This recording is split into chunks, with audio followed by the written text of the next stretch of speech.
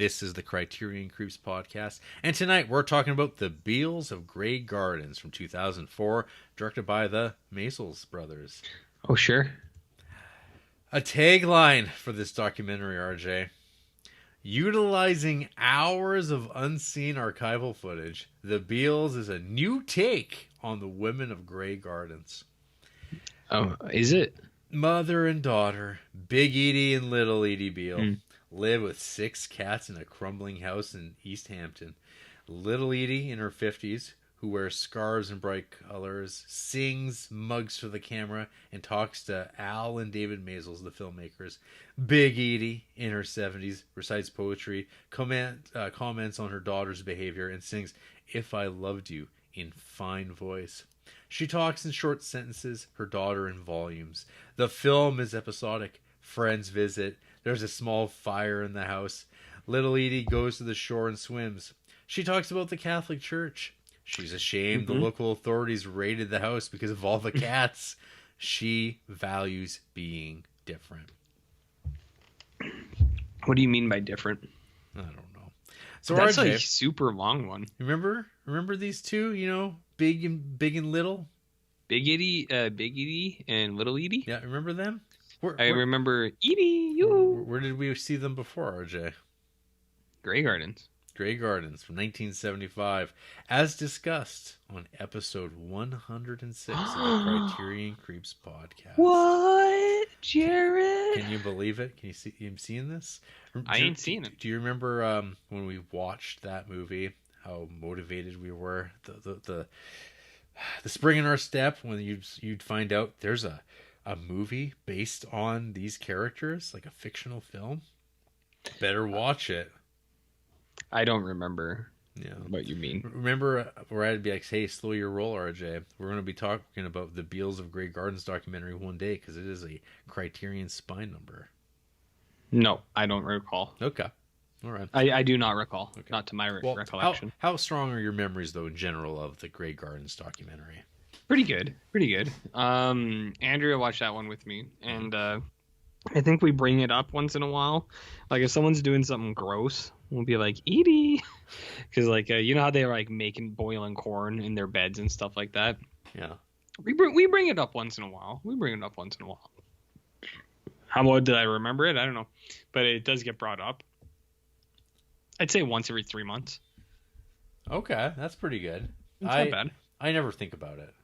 No? Nope. You don't think about that corn? Nope. No? Nope, not even a little bit. We mentioned it, I kind of go, corn. I vaguely remember that. It was like, it's not a plot point, Jarrett. It's not a plot point. But there's just a scene where she has a hot plate and she's boiling corn in her bed, and it just stuck with me. I was just like, what an image. I think I remember you talking about it when we watched the documentary, but I don't remember it. It's just I'm surprised because it seems like, I know it's not spaghetti in a bathtub, but boiling corn in a bed is on I think an equal plane. It's an equal plane. Okay. Right? Yeah. I think so. You have a real strong food awareness in these films, in case people haven't noticed. I have a real strong awareness. I'm hyper-focused, Jarrett. Yeah. I've never missed something in one of these movies. Never. Laser focused. I am doing the hard work. Honed in. I am like, I don't know. Some people have called me the Criterion Kid. The Criterion Kid. Some people have said it just because of how some asterisks.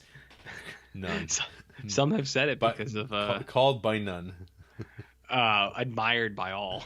Admired by asterisks by none. By all. Yeah. So I mean, the biggest thing is like, I just do what I do. You know, I go out there, I give it my best, and I watch every minute of it. Never missed a single minute of a Criterion film. Well, that's not good. Not a minute. Not a second. Not even a sideways glance to the phone. Not even a casual. What did we refer to that as? Magazine movies. Magazine movies. Yeah, magazine movies. Or you know the ones. I believe it was. What was that Japanese anthology one? Oh, that was too long. Quite on. Oh, okay, yeah, quite long. Yeah, those are ceiling films. So Those are the ones where RJ, your head RJ just sitting drifts back to the reading ceiling. his Chatelaine magazine. Ooh, Remember Chatelaine Chantilly Lane? magazine? Chantilly Lane? No. No. Okay. Whatever. Okay. Sure. Whatever. Okay. Mhm. Never mind. There's Yeah. I'm looking at it right now, a cover, a sample of it, and this Chantilly Lane. this is and it's got corn. It's got corn. Yeah. See, it's all about corn. Your song this week could be the corn song. You know that kid? It's corn. No, You don't know the corn kid? I guess not. That took the internet by storm like 2 weeks ago. Mm-hmm. He goes, it's corn. And then he goes, it has the juice. Oh, that video. It has the juice. Yeah, see, you know what I'm talking about. I know what you're talking about. Do you also have the juice? I don't. I don't have the corn juice. You don't got the corn juice? Mm-mm. This guy doesn't got the corn juice. So anyway, Yeah. Usually one would think that one would rewatch Grey Gardens for preparation No. for the Beals of Grey Gardens, but you know what? Neither one of us opted for that option. And you know why? Time is a precious resource. I mean, I still remember it pretty well, but it's like if there was, well, I guess we did it once. The one and only time was for the Antoine Denel stuff. That's right. But that was not just a one-off of a plotless kind of pastiche of life in a house, Jarrett. That's what they call this one. That was like an actual narrative that followed a character over like 7 movies, so it's kind of like, I guess we have to watch it. Mm-hmm. But no, at no point did I ever even consider rewatching the original one. Not even for a second. But you sound like such a big fan. I mean, I do like that first one. I like Grey Gardens. They're dirty people, but they're my kind of dirty people. Wow. They're like feeding cats and stuff, and it's like, that's cute. And they're like feeding the raccoons even. They're like, here's some raccoons. They're boiling corn in their bed. I was like, I'm okay with that. Spaghetti in a bathtub, whole different ballgame. Whole different ballgame, Jared. So, I'm not sure what the motivation was exactly for taking this unused footage from 1975 and repurposing it for like another film. What? 30 years after the fact? This is the purpose, Jared. Oh, of the taxes. The taxes. Yeah. The thing with the fingers means the taxes, Jared. Right. I believe the entire goal was for profit. For profit, I suppose. But I mean, documentary filmmakers aren't exactly in this for like, man, bro, we gotta do this, Dave. It's like, and I was like, I don't know. It's too crazy of an idea. I mean, I get that too. Like, I don't think there was profit out the window for the Beals of Grey Gardens or anything like that. Yeah. But what's interesting is that this and Symbio Psycho Taxoplasm came out back to back in Criterion, which both kind of fulfill the same role of releasing a classic documentary and then alongside a 2000s revisit to footage from the period. This, though, actually still feels like a product of the 1970s, whereas Symbio Psycho Take 2.5 does not any longer feel like it has the aesthetics. Even though it's the same filmmaker, it's the same director cutting the material, it just didn't work. And the Beals of Grey Gardens, I'll give it credit. It feels like an extension of Grey Gardens. And I've seen people, talking about this in terms of like, wow, it really adds a lot to it. And I'm just like, not really. It feels like it's kind of more. It's just more of these characters.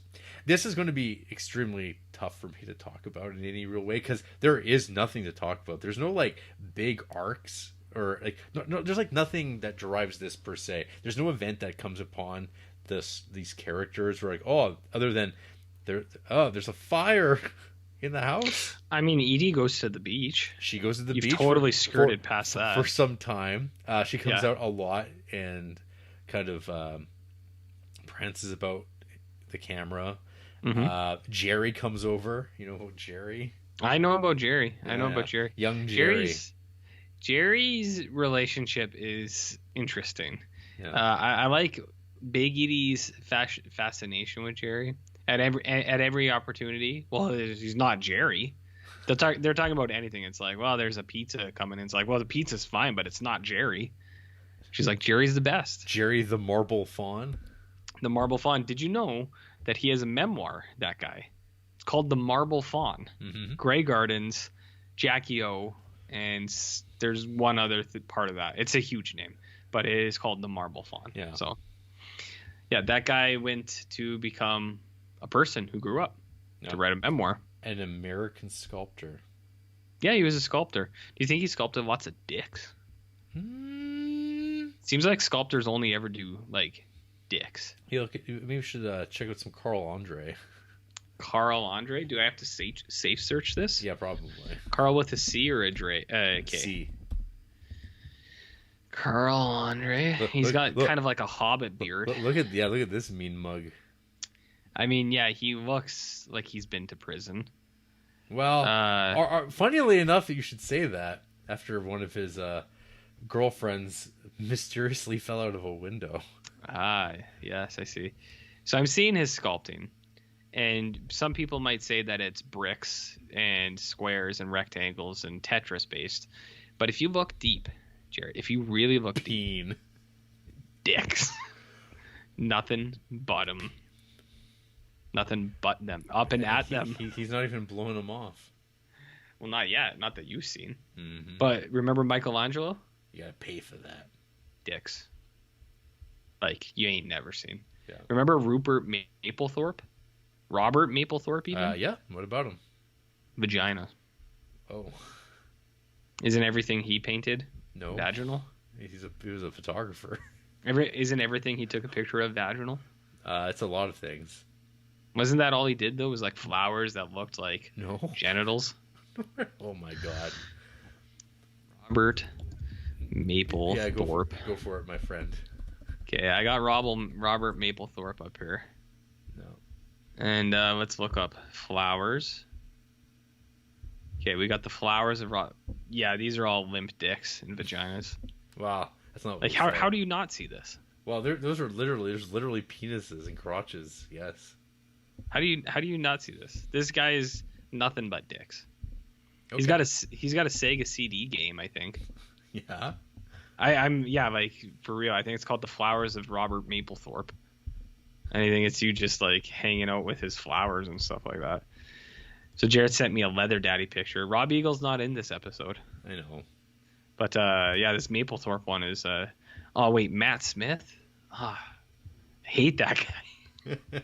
He's poison. Everything that guy if he was in a Grey Gardens movie, it would suck. Is this why Morbius failed?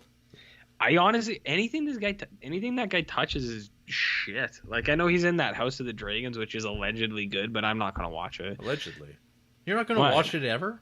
Maybe after the first season airs. I'm not gonna. I think it might be a one and done. No, it got renewed for a second season. Oh, that's interesting. The day the first one came, the first episode came out. That doesn't even make sense because maybe that's a fake out.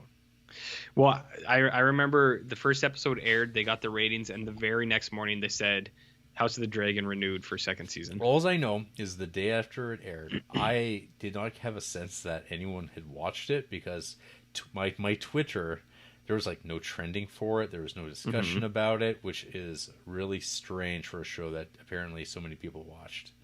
That's what I mean, allegedly. No. Allegedly it's good. And that's kind of like what Edie was trying to say in this movie, was that she's like George R. R. Martin. She's like, I'm from Jersey. She's like, where's that fifth book? Yeah, she said, come on, Georgie. Wait, where do the Grey Garden guys live? Rhode Island? East Hampton. Hampton. So they know about dragons, right? Yeah. Yeah. That is New York, just so you're aware. Is it near Jersey? Yeah. They share a border. So that's fine for us to talk about. Joyzy. Those YouTube commenters will be like, what are they talking about? I feel like I think we've lost them at this point. They would have clicked off. By now? Yeah. They say that you're really dating your episode talking about TV here, pal. And it's like, hey, Morbius is timeless. Hey, it's #1 on Netflix right now.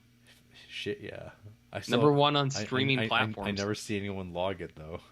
No, I've never seen anyone log it. Yeah. I think Sugarhead watched it on a DS or something. Like Something like that. On a Nintendo DS. Yeah, I think so. Okay. I can't say with certainty, but I think that happened. Okay. Let's just say it did. Okay.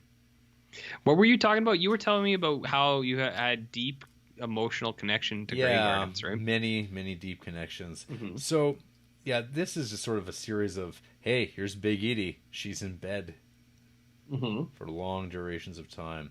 And there's Jerry. Jerry's hanging out. Jerry's cool. I like Jerry. Yeah. What do you think they keep Jerry around for? Because Big Edie's in love with him. Yeah. Yeah. She's very upfront about that. Yeah.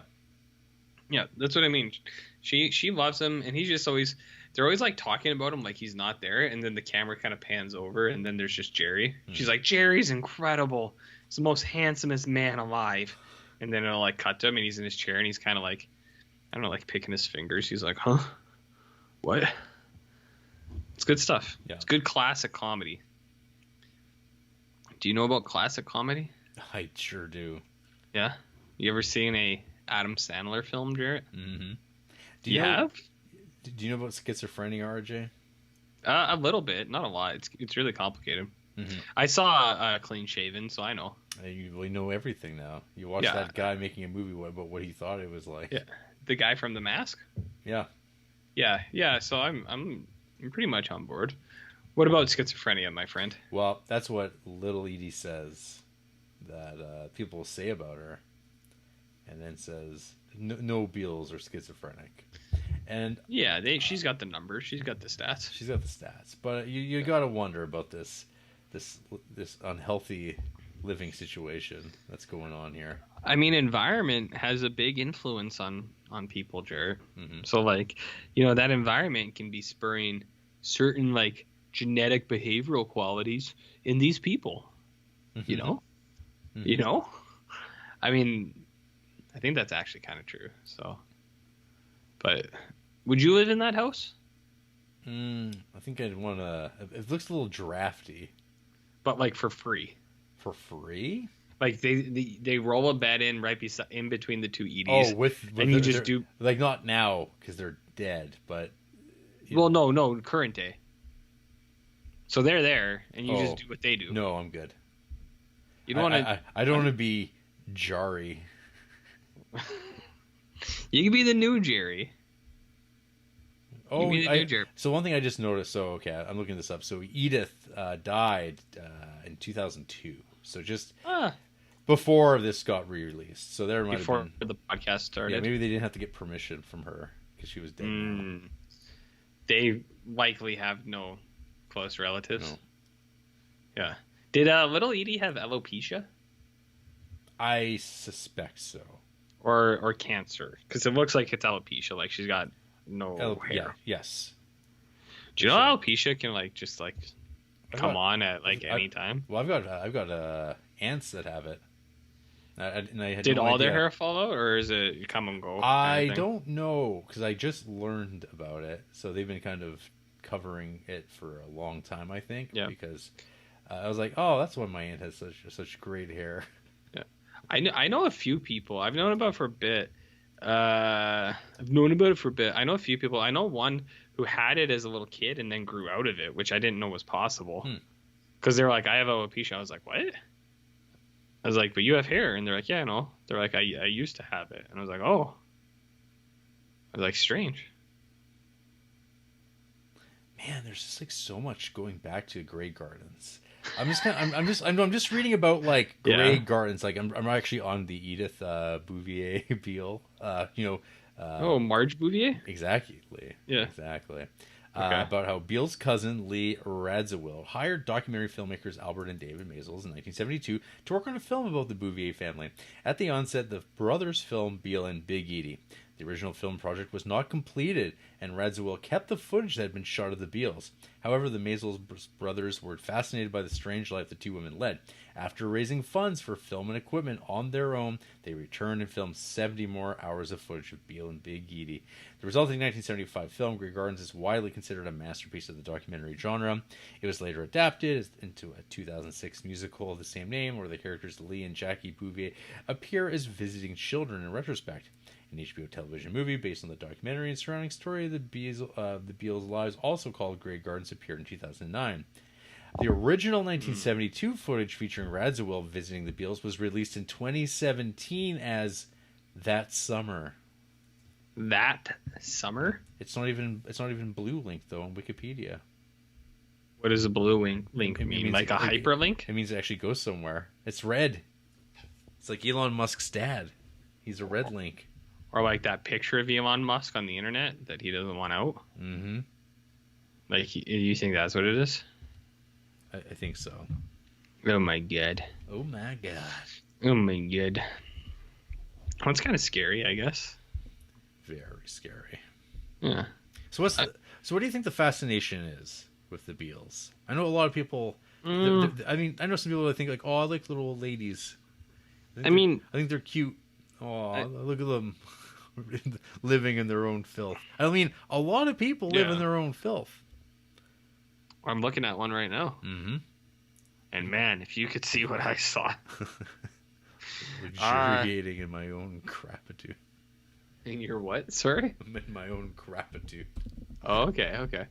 Yeah, it's a good question. I don't know what the fascination is. I mean, it's like I said, like I enjoyed the first one. I liked seeing these two gals kind of do their thing. Like, I think Little Edie has spurts of like lucidity where she's speaking very kind of clearly and like it makes sense and you're just like, I see what this lady's doing. But then she'll be like Broadway, and then she kind of loses it and you're just like, oh, singing a Broadway song now. And then she's kind of like trying on outfits and you're like, okay. And then Big Edie's like, yoo-hoo, and you're just like, okay. I don't know. It's a slice of life, Jared. Americana slice of life. Yeah. I don't know what it is, like, because I know what you mean. A lot of people are trashy. I think it's the right kind of trashy, because it's like somehow upper class trashy. I see. Or the illusion of upper class trashy, because like they're from a family of, for whatever reason, presumed higher status or whatever, and they're like people who were. I think what actually Andy described it in a good way. She's like, I feel like these two people, if you put them in a mansion with a ton of money, they would still be doing the same thing. And she's like, I think that's like what these characters or what these people are, right? So it's like, it doesn't matter that they're living in a broken down house full of raccoons cooking corn in their bed, or if they were living in a mansion getting served to served to by platters. It's like these two people would be the same in either context. So I don't know, but they're like, the illusion of luxury was there for them, or the past, dollar bills, baby. Dollar bills, baby. Forgot how to talk for a second. I don't know. Does that make sense? You know what I mean? You know what I'm talking about, Jarrett? Sure. You know what I'm talking about, Jarrett? And the corn. Who can forget about the harvest? The plentiful harvest from the dear Lord. So yeah, I don't know. You tell me more about how you like this. Oh, yeah. There's just, you spend a lot of time with little Edie, and she's talking at the camera. I forgot to send you. I don't know. Have you posted our Wednesday My Dudes yet? I have not, because I had lots of screenshots that I wanted to take. I just have not taken them. Oh, I like a good one for you. Okay. You send it my way. I'm going to send it your way, because that's the thing. Is it the shit one? No. You always wish that, for all films to have so much opportunity for screenshottery. This one's got not too bad. It's not too bad. RJ, it has been 6 days since we messaged one another. Who, you and me? Yep. Well, it was probably me that messaged you. It was you responding to something I sent you. I believe. Oh, Bill Gates. Oh yeah, there's You hearted and you responded terrific. It was terrific. And that's it. And then you didn't think about me again for a week. Is that not how you and I are supposed to operate? Mm-hmm. Between Thursday to Tuesday, you don't exist, Jarrett. Right. You're just a thing that is A thought form. Yeah, like something that is there that you know isn't real. It's like a boogeyman. Like, you know it's not real, but there's always the potential that it could strike. And then Wednesday is when the Matrix resets and we start all over. The nightmare realm. The nightmare realm. Yeah, the nightmare realm. Yeah. What do we got here? Oh, you're sending me more photos. Oh, I got many. About the kitties. These are some pretty adorable kitties. They're pretty good kitties. The kitties are good, and I also like the rakins. I like that rakin that they're feeding in their house. Yeah, he's just stumbling about, coming in. Yeah. I like him. Looking for a nodge. Well, he's just like doing his thing. Yeah. You know what I mean? I like him. Pretty good. Pretty good. Pretty good. Yeah, so, I mean, I don't know. Ultimately, this just feels like literally offcuts from the Grey Gardens documentary. If you want to make Grey Gardens 3 hours long, you can just put this right back in there.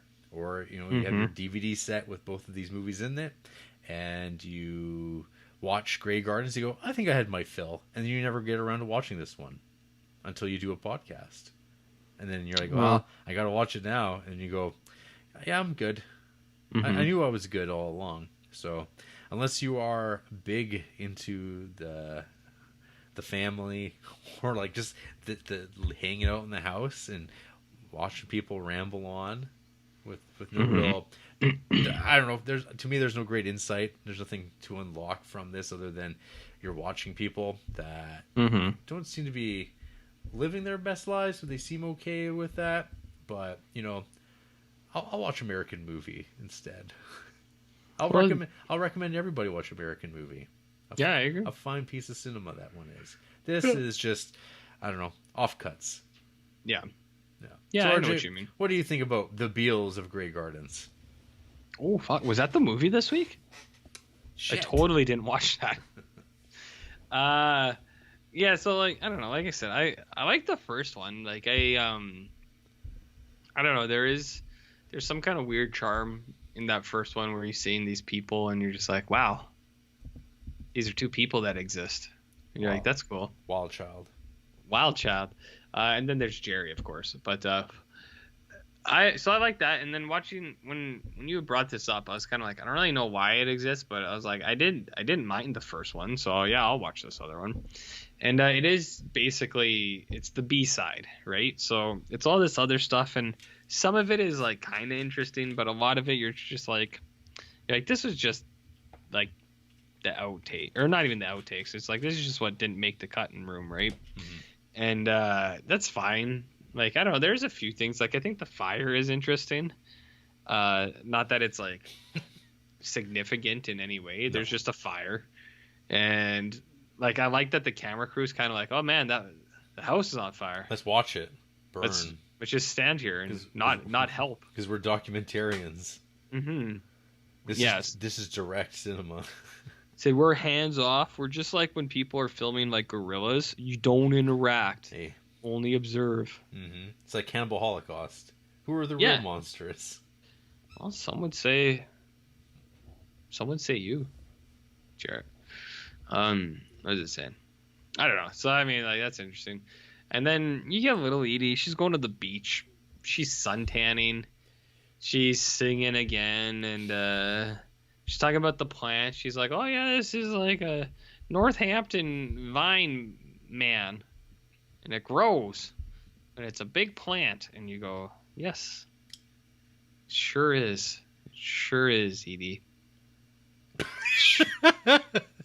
Do you know what I mean, Jared? So there's a lot of that. Like, I don't know. There were a lot of, like, I do think I had like 5 or 6 things down that I wanted to screenshot, because I was like, that's just a funny, like Like if you saw it out of context, you're just like, huh?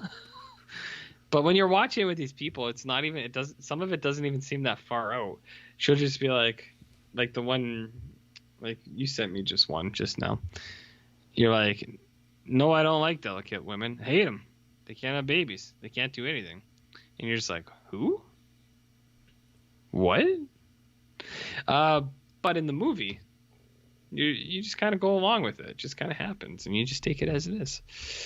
So Grey Gardens, Beales of Grey Gardens, for that matter, is a movie that exists. The Beals side. The Beales side. You never watched the Drew Barrymore one, did you? I did not. No. We watched that the last time. Yeah. It was fine, but it was one of those things. It was kind of like, it was almost like shot for shot reenactments, but like with mild changes, and you're kind of just like, what's the point? You know? But I don't know. I like these old gals. They're kooky. I don't think I ever need to watch anything with them again. But they're kooky and they're cranky or crazy and all together. Wow. Easy. What's the Addams Family song? You know what I mean? They're kooky and they're spooky. And all together droopy. Louis Guzman. Louis Guzman. When are you gonna watch that?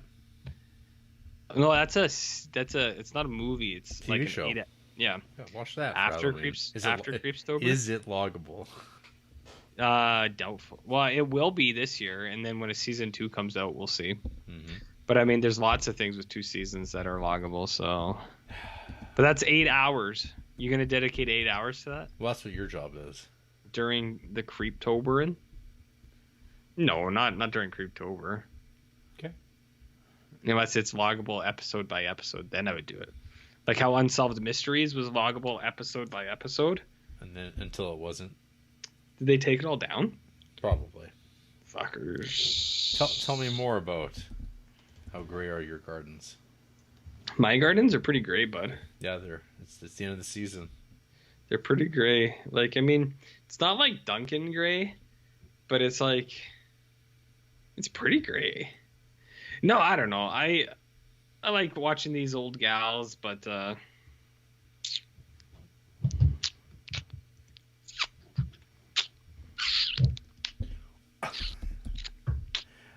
good. Well, I don't know. I have I'm kind of, my opinion is just kind of like, no strong opinions for or against it, you know. Okay. I don't know. It's okay. We can talk about a movie for half an hour. No one will get mad at us. No, it's fine. That's absolutely we've fine already by me. we've already talked about this movie, you know. I know. Maybe I should just include the part where we talk about Grey Gardens the first time, which we also started with Salesman. In the same episode? Yep, it was a double header. Were we fucked? We were in a mad rush. You know, we're still trying to achieve 1,000, and here we are at what 361. We're over a third of the way there. Just think, in another 10 years, where we'll be, how much hatred we'll be filled with and resentment for one another and these films. I mean, I know where I'll be in 10 years, but do you know where you'll be in 10 years? Sitting right here. Right. You sitting right in this spot on Skype. You will be. No. Who will the host be then, though, do you think? We'll find out. Oh, I hope they have a good dental plan. Because we don't. Hey, RJ, you want to hear about who hates these movies? I guess. Why would anyone hate these movies? It's just... this one. Yeah. Rick Burren. Oh, fuck. Half a star. Shapeless, aimless, and pointless. Without a proper narrative this time, it's just costumes, songs, and the bleak, unilluminating spectacle of untreated mental illness. Let me tell you about Rick Burren. Welcome to America, Rick. Rick Burren, he write about movies. I write about movies for places like The Guardian, The Independent, Empire, and Sight and Sound. Holy shit.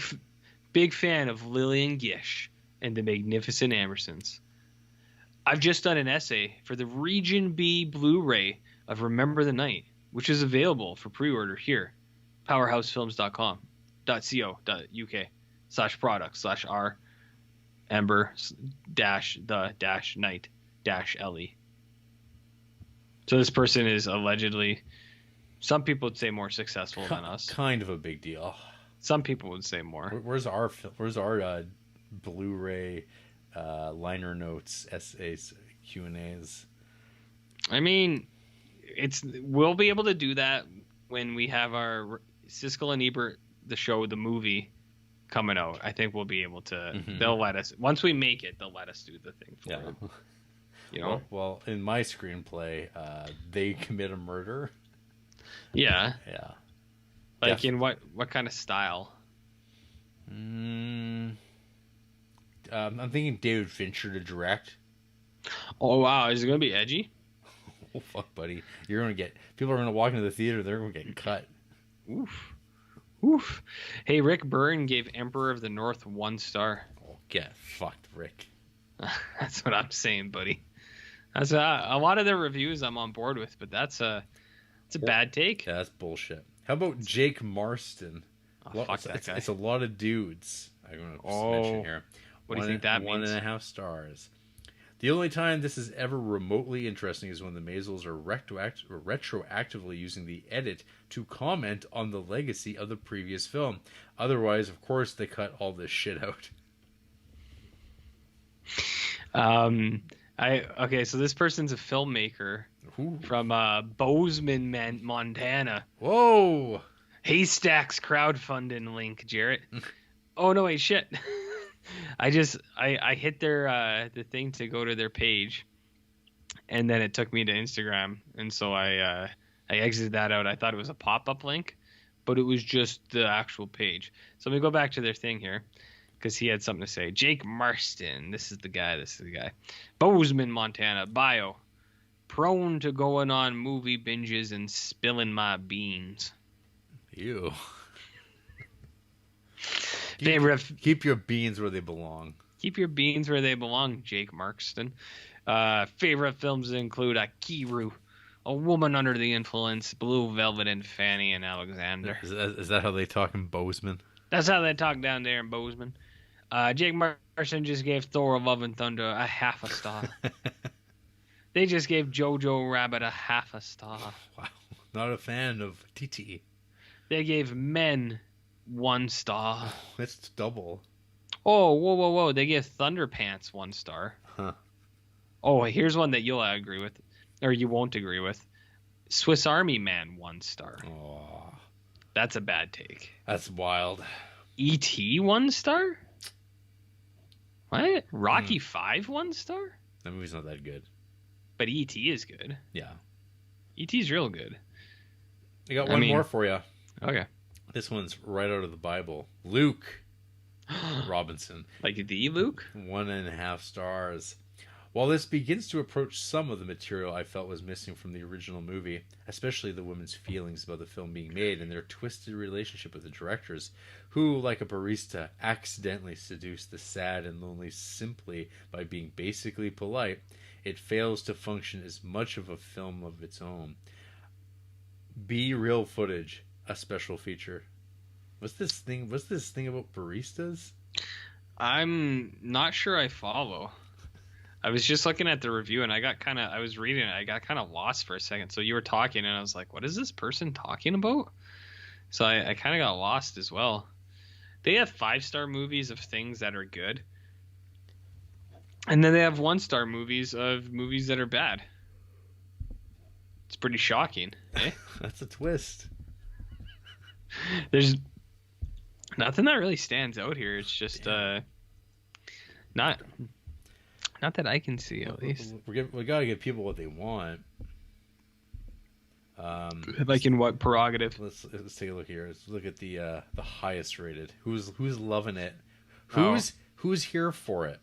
Oh, Margaret X is here for it. Oh, this. Looking forward to the Edie's of Grey Gardens and the Big and Little Edie of Grey Gardens and Edie and Edie of Grey Gardens, and the Edies and Friends of Grey Gardens, and Jackie and Lee's relatives of Grey Gardens, etc. The Maysles shot for 70 hours. These kooks, so the possibilities for more docs about them and their beach shack are endless. This person's account is maybe not real. Okay.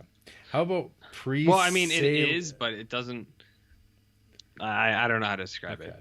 How about Presley Pardue? Just what the doctor ordered. More singing, more costumes, and more tension. Mother and daughter relationships are the same, regardless of where you live or how much money you once had. Truly iconic. Talk to you later. Kiss, hug, blogosphere. Presley Pardue says, I don't know anything about movies. Please listen to my music. Click here to listen to my song, Tiny Things. Favorite films include Grey Gardens, Forbidden Room, Holy Mountain in the 13th Year. It's kind of strange.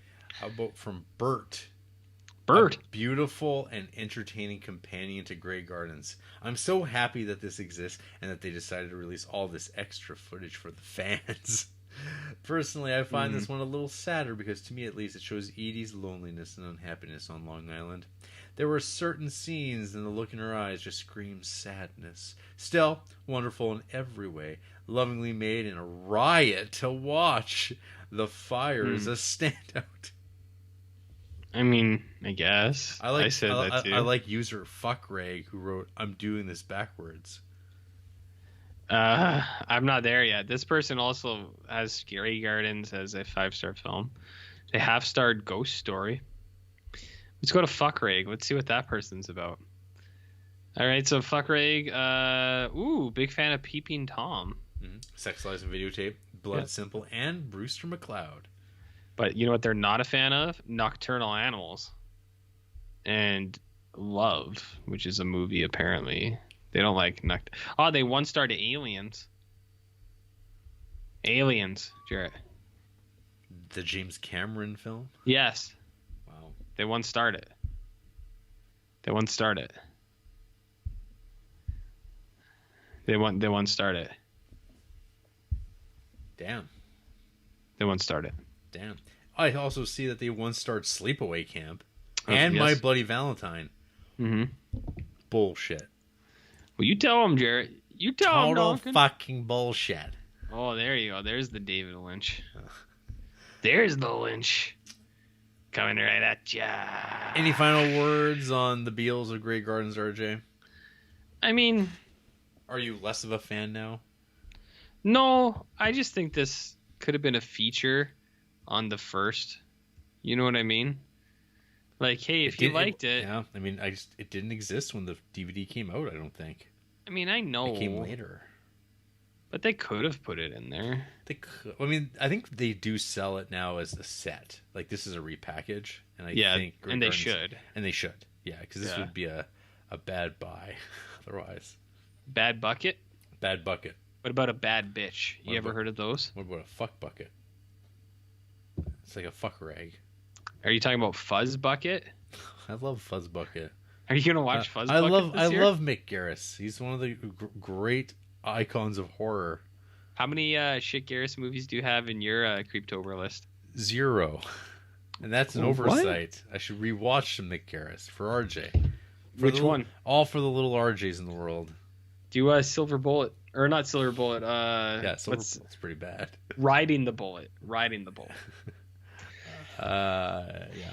Silver Bullet's actually pretty good, right? That's the good Silver one. Bullet's the good one. With right. The Riding, yeah, that is sweet with that sweet werewolf. And Gary Busey's in that too. That movie's awesome. That one's good. Yeah, Riding the Bullet is, whew, yeah, one of the worst. I think I have it at the bottom of my Stephen King ranked list. That's pretty good. I mean, it doesn't even rise up to the levels of Cell. You love Cell. You talk about Cell so affectionately. It's like the Sister Act 2 for Jarrett. Cell? Yeah. Wait, if I can bamboozle one person into watching Cell, it'll be all worth it. Yeah. You genuinely talk about Cell quite a bit. Well, sometimes movies shouldn't be throwing in scenes where people are running around in circles. Yeah, I know. But Remember Jigoku? I do remember, and that's good circles. Good circles. In my Stephen King ranked list, the 4 bottom films are all Mick Garris movies. Everyone. Look at that. Look at that. Unbelievable. After the break, we feed the raccoons. The who? They told us not to, but we did it anyway. Do you think this would be a good time to play the Raccoons theme song from the classic cartoon? Is there with us? We've got everything we need. Is there ever a bad time to play the Raccoons theme song? It's scary.